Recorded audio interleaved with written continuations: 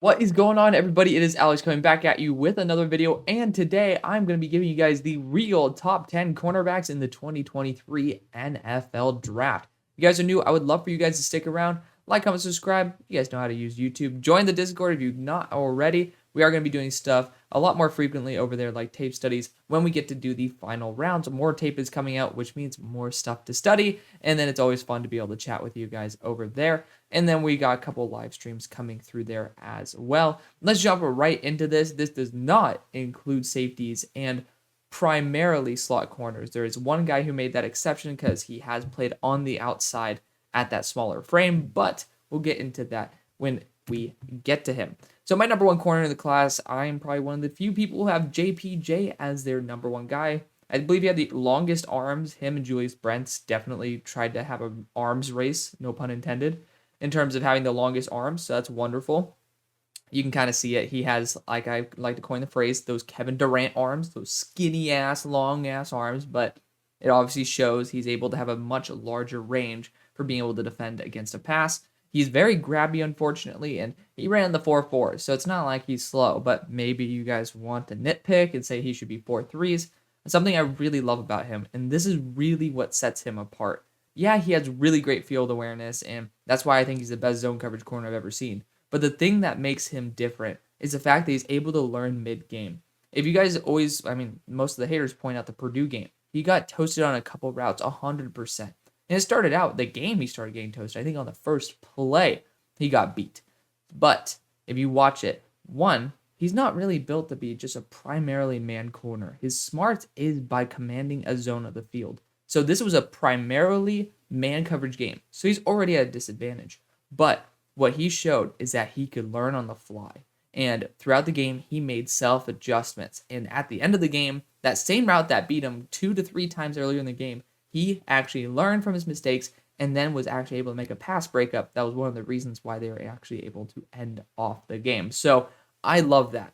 I think someone like Stephon Gilmore makes perfect sense for me. I would love to see him in systems that do use someone like Stephon. I know Stephon's a little bit better in man coverage, but I just think the usage of his arms, the usage of his ability to get his hands on people, I think it could develop into something like that.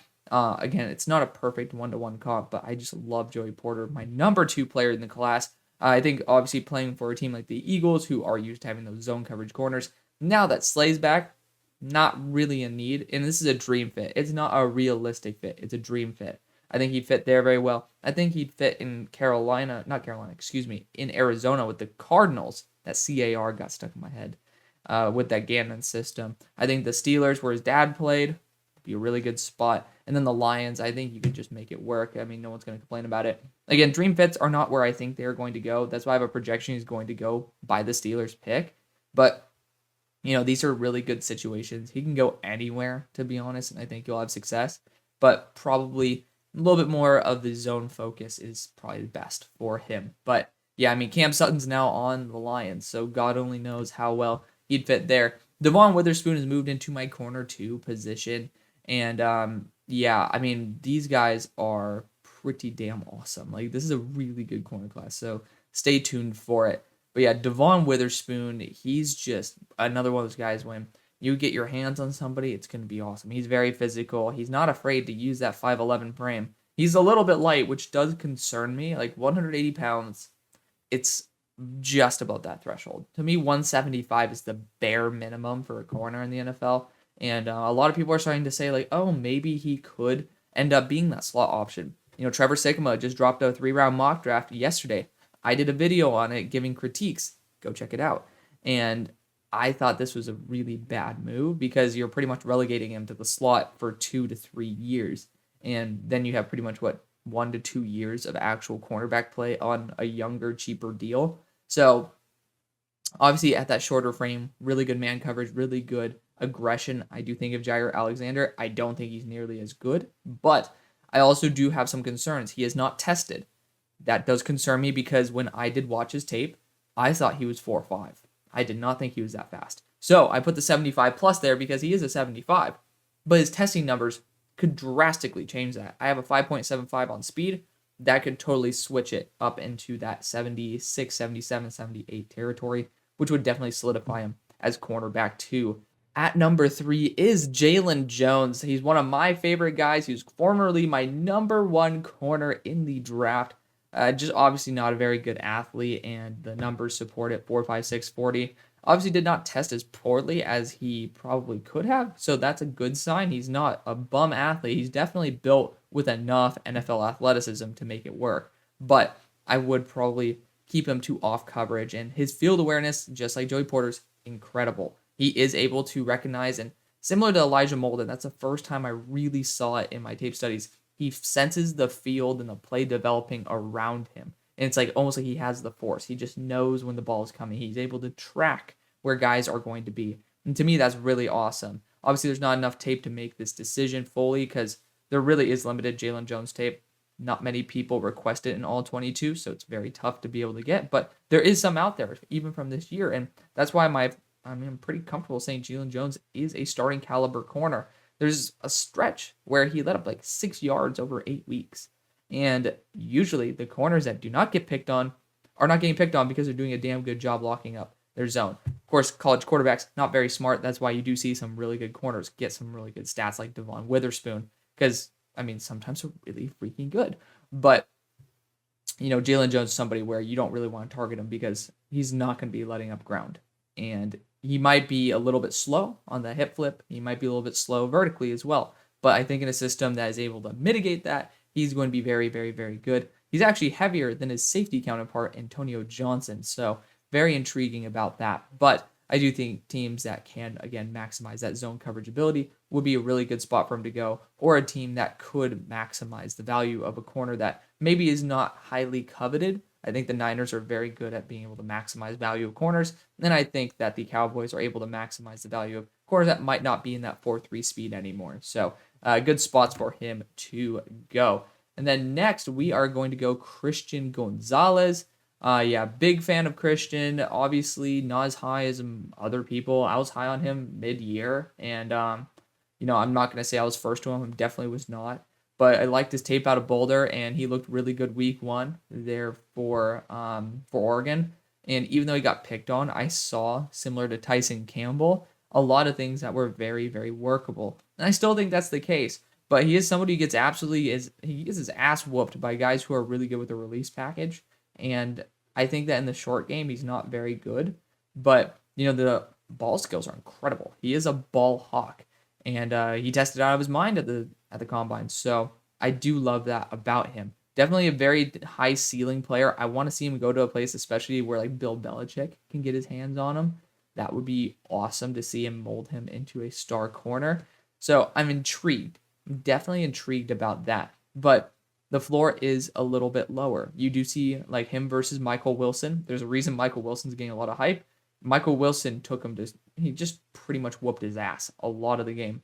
Look at the stats. You say, oh, well, he didn't do shit. You have to watch the tape. He was open all the time. It's not his fault that his offense is pretty much like mesh read and doing a bunch of RPO shit. But he won the majority of those reps. So good for him. I just think that, he has a long ways to go before he is really ready to be a star corner in the NFL. While some people really think that he's ready to get up and go and just kick some ass. So next is Deonte Banks. He was a big riser. I decided to rewatch him before this episode. And, I just realized that if you put him in the right situation, I think he could be corner 2 in this class. I think that he might be better than DeVon Witherspoon. His issue is you have to put him in the right system. I think he's very scheme dependent. If you put him in off coverage, he's complete butt cheeks. I'll call it out. I'll probably put him as a 7th round pick if he's going to be in off coverage. Does not react fast enough. And I think that his testing numbers, he ran the 4.3s at that 6 foot, 200 pound frame, and that's incredible. He has great pressability. I do see an issue with him firing his hands. Sometimes he misses, but that's something called practice and coaching that can fix that. There's a lot to work with here. Also, when it comes to the run game, he does this little bunny hop that a lot of Washington corners do. And I'm a huge fan of Washington corners, except last year. I did not like the Washington corners last year. But the way they teach them, they basically bunny hop up to the line and up to the point of contact because then they're always in position. They're able to make quick adjustments, and they're just square to the ball. So I think that's awesome. I saw that, and I was like, okay, I did not realize that first time watching him. And super awesome. I think this guy could be the best corner in the class in the right situation. Again, you don't find that frame, athleticism, and ability all in one very often. And, I would love for a team like the Vikings, especially Vikings or Ravens, you can get Flores to get his hands on him. Whew, that's dangerous. I think that this guy will probably end up going top 17 as well. But there's a certain point where there's just too many players, too many good players, and they're going to fall. But Deonte Banks deserves, especially in the right situation, to go in that zone. I hope the guy doesn't go to Washington because I know that they've been watching him a lot and he has so much potential, but I personally don't think his skill will be maximized there. Next, we have Garrett Williams out of Syracuse. And, he's a little bit shorter than what I remember, but I do think he'd be a boundary corner. He has the right size to him. Obviously, ACL tear, not the best thing in the world. It sucks because he was a top 15 player for me before he had that ACL tear. He was very sticky in man coverage, very solid in zone coverage as well, because Syracuse somehow does that very often. They do a lot of off coverage. So kind of the exact opposite of what we just talked about with Deonte Banks. He's used to that off coverage. But I do think teams that are cornerback needy or looking to develop a guy who have time to be able to develop a guy, it's a good spot for him to go. I don't really think he's going to be, even though he is surprisingly 12 or 11 pounds heavier than Devon Witherspoon, I don't think he's going to be as good of an asset in the run game. But that's a little bit more based on mentality than anything.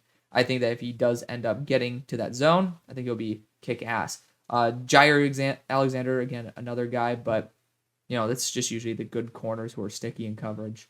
But I don't think he has that grit and that power to him that Jair does. So that's why I said it's a weaker version of him. But I think Garrett Williams is a stud. I really do. I hope when he gets healthy, he's able to get back to 2021 form and just absolutely show everybody that he should have been a first-round pick and always should have been.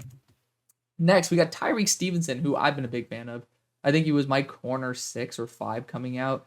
He was a top 25 player for me. And now I think he's probably a top 60 player, and that's perfectly fine. He just never took a huge step up. He's still the same player, but this is also kind of based on Senior Bowl tape because there's not any All-22 out on him right at the moment. But again, everything's willing to change. Until the day of the draft, all things are subject to change. That's why I put out videos now, and then I might put them out right before the draft. But it doesn't really matter. Anyway, I think Tyrique Stevenson, I actually want to take that comparison out of there. I'm going to say he's Patrick Peterson. I do love his frame. He actually was at 212 pounds during the season. So nice to see him actually running the 4.4s as well. He's very, very, very powerful. His press is really, really powerful. You can see him stun the receiver. But I do think he's a little inconsistent. And you do see him get burned by double moves. And looking for teams that could be looking for a boundary corner. Jacksonville looking for that corner too. The Rams obviously just got rid of Jalen Ramsey for absolute nothing. But maybe this could be the pick. They could use that pick for Jalen Ramsey on Tyrique Stevenson and have somebody who has a little bit more of that sticky man coverage and willingness to be beaten pretty badly to be able to, kick some ass there for him. But yeah, I think that there's a high ceiling to him. He obviously tested out well enough. I would say his agility drills did not turn out very well, but his play obviously shows that he's good enough in that move. So next we have Clark Phillips. This is the one guy who he is not 6'5", 272. That's my bad for a copy and paste. I think he is 5'9", 184 pounds tested. So yeah, I just saw it. Good thing I remember that. He has short arms. He's light. In that 185 pound range. If he's 6'5", 272, then we got to boost him up to number 1, especially if he tested out in the 4.5s. But unfortunately, that's not really the case. He's just not really an elite player in terms of really anything, but he is very good zone. He's probably one of those guys who can command his zone coverage very well, and he's actually able to handle big receivers pretty well too. There's just not much that's wrong with him. Besides the zone coverage ability, there's nothing really elite about him, and the size is a concern at that 5'9" frame, but teams that are looking for a slot cornerback or willing to take a shot on a guy who's a slot/boundary player, those are good spots to go. So I pretty much just copy and pasted this from winners and losers of the combine. Next, we got Kelee Ringo. Yeah, so another guy where he has a crazy athleticism, but dude, this guy got toasted. I tried to defend his ass, and that was a really bad decision. I decided to rewatch that Ohio State game when it came out in all 22, and I was like, whoo, this guy got toasted every damn rep. There was only like one rep where he didn't. That's where he used his ability to speed up in order to, make up the ground necessary to make a play against Marvin Harrison. But we must be honest here. Everybody got their ass kicked versus Ohio State receivers. That's a fair claim. But this guy was being eaten alive by Cedric Tillman within 15 yards. When it comes to deep yards, though, or deep routes, this guy's awesome. Obviously, he has that 4.3 speed at 200. It's not 6'5", 285, man. Jesus.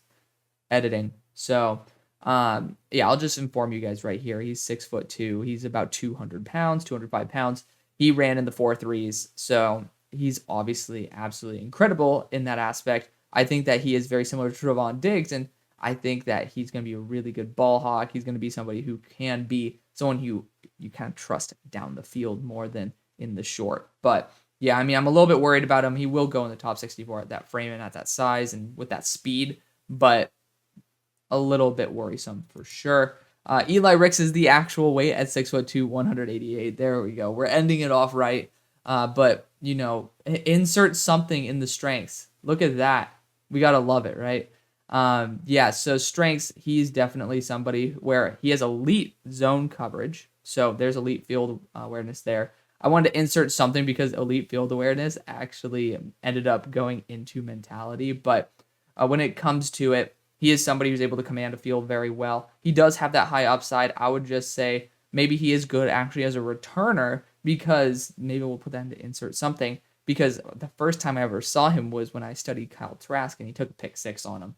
So he does have some really good training. He has a very solid floor, very good zone coverage, which is always a great thing. But he does randomly not play games, and he randomly has a good game here and a bad game there. So there are inconsistencies, and there obviously are some personality concerns there. I think he was almost kicked off the team for an arrest issue before the season. But, it is what it is. He is still a phenomenal player. You watch that Mississippi State game, he kicks ass. And I'm excited to see him in the NFL. So let me know what you guys think. Thank you guys so much for watching. See you on the far side. Peace.